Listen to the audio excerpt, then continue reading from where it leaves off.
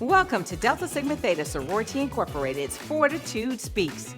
Born from the theme Forward with Fortitude, this series is about what fortitude looks like in action.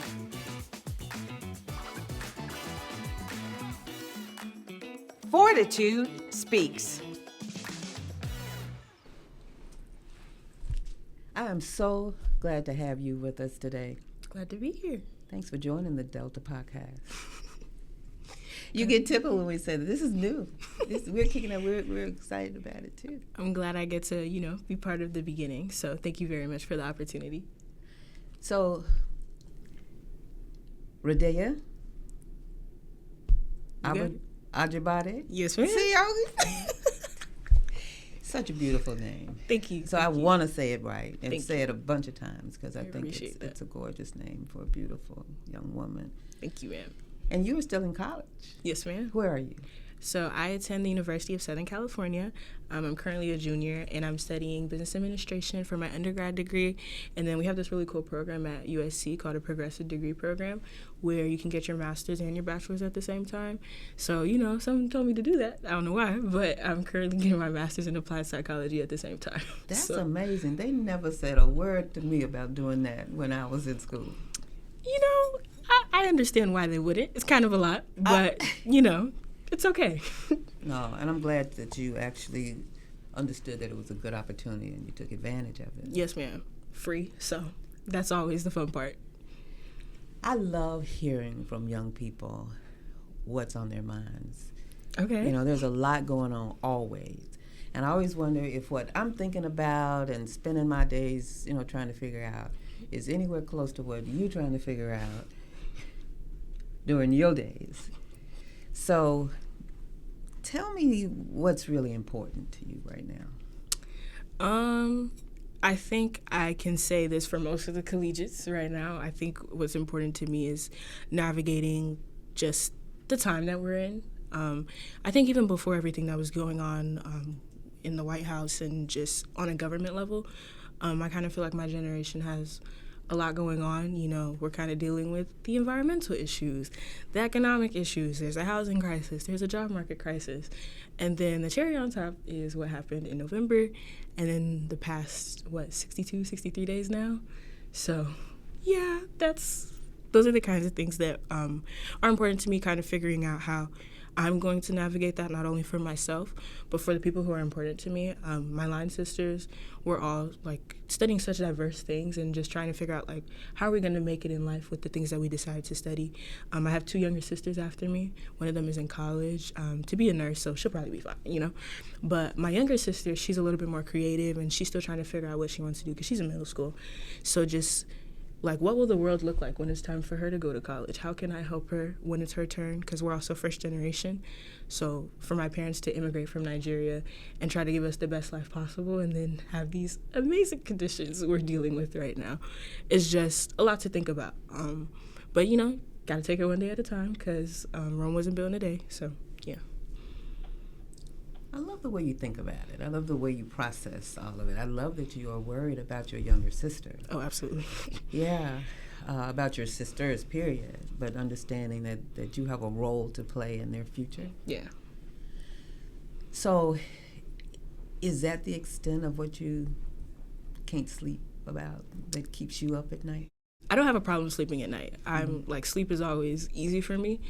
But what really disturbs me in my sleep is the fact that whatever is going on in my life will usually come and attack me in my dreams.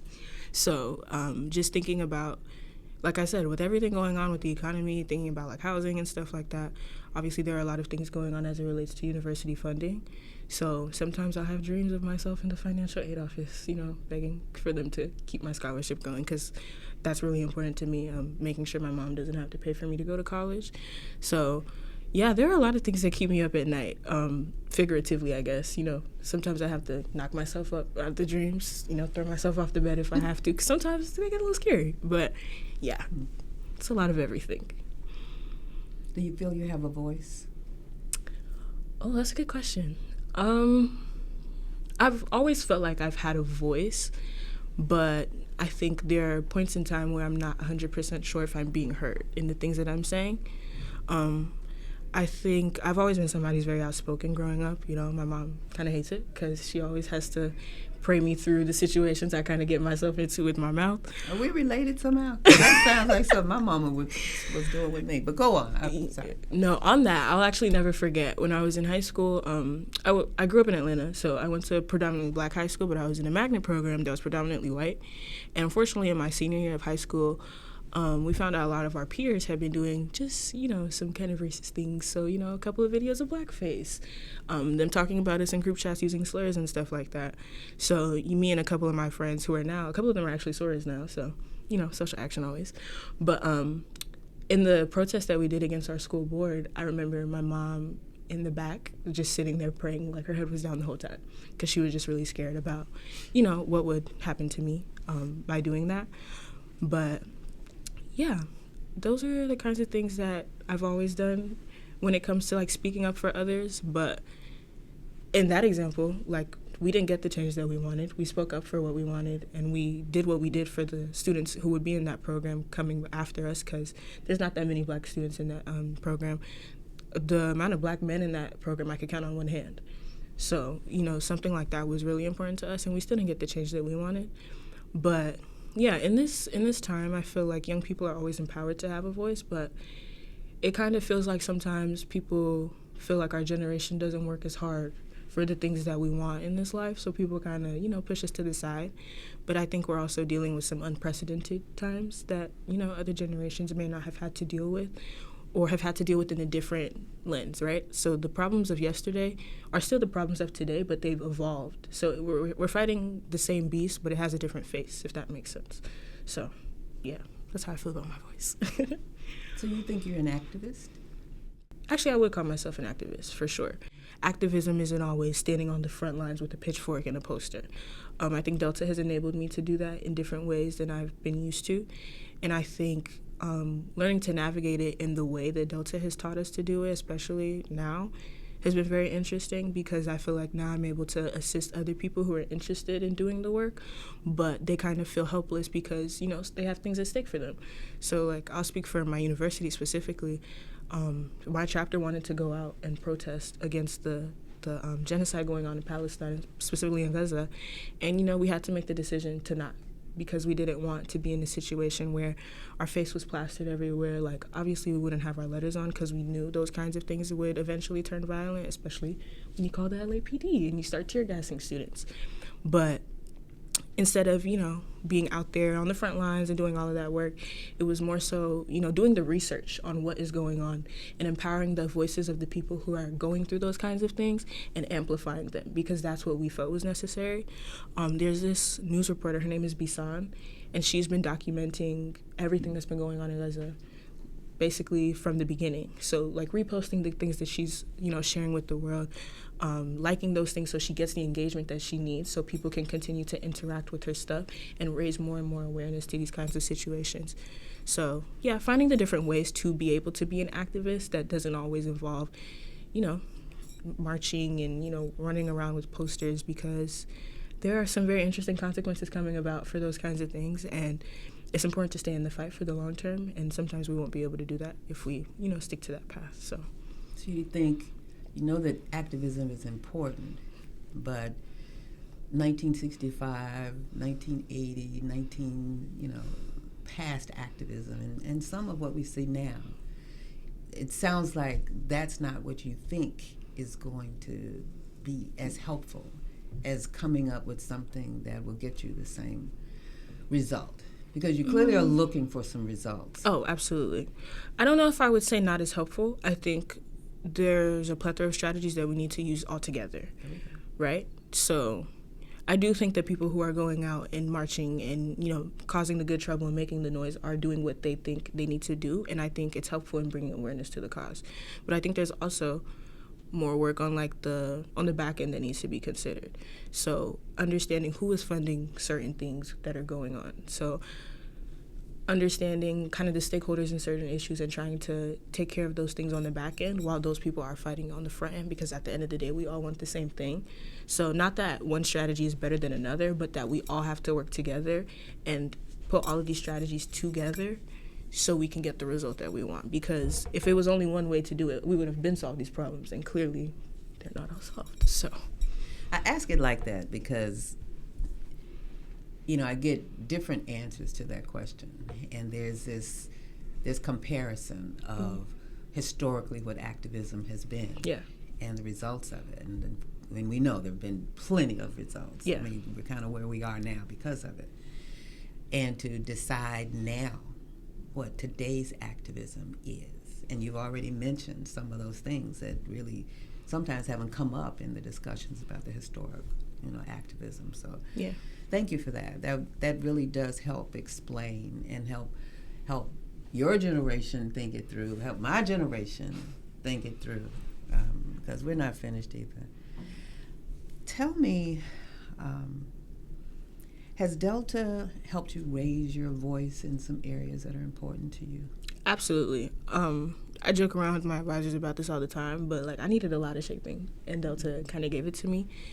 I wouldn't say I was rowdy, but some people would call me rowdy. So before Delta, just wanting to go out and do things, knowing that my heart was in the right place, but understanding that there are different methods to do different things. And sometimes depending on who you're, working with, there's a certain approach you have to take. So Delta definitely taught me that, because even with my position, knowing that doing things on a regional level is one thing, doing things on a national level is another thing, doing things within my chapter is another thing. So I have to come with different approaches to work on certain things. So I think that training within Delta has been invaluable to me, because now when I go out in the workforce, I know what it is that I'm experiencing. But because I have to deal with, people from all walks of life, people who understand things differently than me, in and outside of Delta, I'm kind of better equipped to do those kinds of things. So through Delta and through this experience, I'm starting to work on it, becoming a little bit more patient every day, just 1% better every day when it comes to that. But yeah, this is a long fight. This is a fight that has been going on for over 400 years at this point as it relates to our people. So understanding that even though I want the results now, and I feel like if I just blow the whole thing up, it'll fix it, I know in my heart it won't. So just working on my patience and understanding the long run, because even if I may not see the results, even if my generation may not see the results, we're doing the work for the people who will come after us, because that's the most important thing, understanding that whenever you do this kind of work, you're never doing it for yourself. You're doing it for others. You're doing it for the people who will continue to come after you, and for the people who look up to you or see you as the voice because they feel like they don't have a voice. So, yeah. So we had a posse in here that we'd be doing this for, right? Right, posse.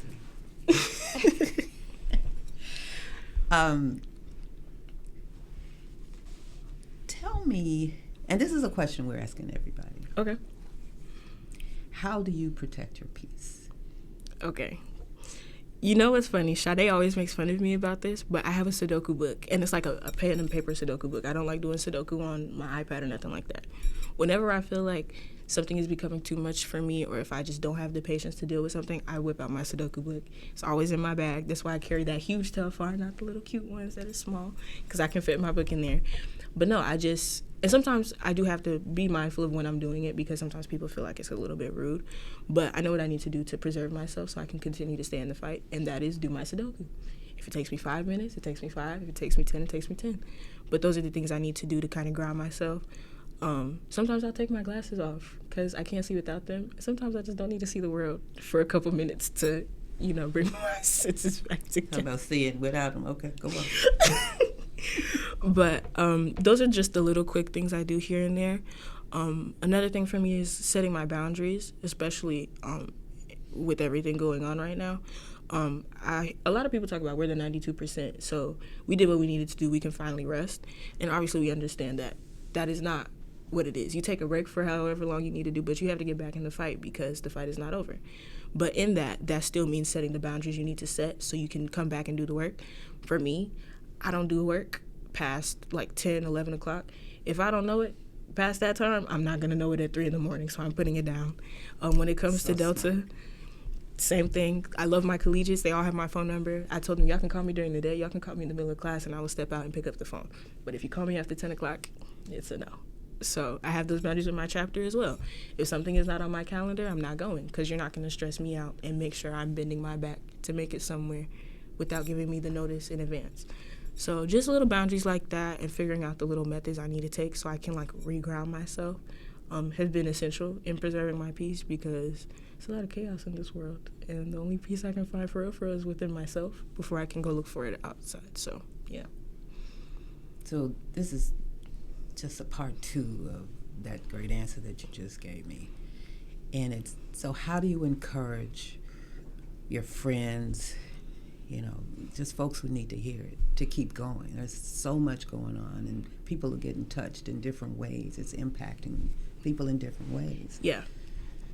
Soror Moore and I actually did a really cool workshop this weekend for the Collegiate Summit on Superwoman Syndrome, right? So obviously a lot of things are affecting people in different ways, but understanding at the end of the day, as long as you do everything that is in your power, you kind of have to just let it go at that point. So we talk about the 4 agreements. Always do your best. Once you do your best, what else can you expect from yourself? You know, running yourself ragged because of whatever is going on outside is not going to help you. It'll only hurt you. So I understand that's easy to say from the perspective of somebody who, you know, is observing these kinds of things. And there are people who are living these things every day. But honestly, understanding that you did your best and you have to be okay with that. Whatever is meant for you, I'm a generally religious person. Whatever God has for you is what's going to be. No man can stop that ever. So you put in the work, and after that, just got to throw your hands up and say, I did my best. So You are a joy. You really are. Thank you. Hey, Tillman, you have got to talk to you. That was so right. You are wise beyond your age. Thank you. We're very proud of you. I know we're going to, big, even bigger things than what you can imagine will be happening with you. Thank you. Thank you so much. Fortitude Speaks. Next time on Fortitude Speaks. Co-chair of the National Communications and Public Relations Committee, Soror Cheryl Stewart Battles sits down with Soror Tamika Simmons, General Counsel and Chief Compliance Officer at Delta Sigma Theta Sorority Incorporated.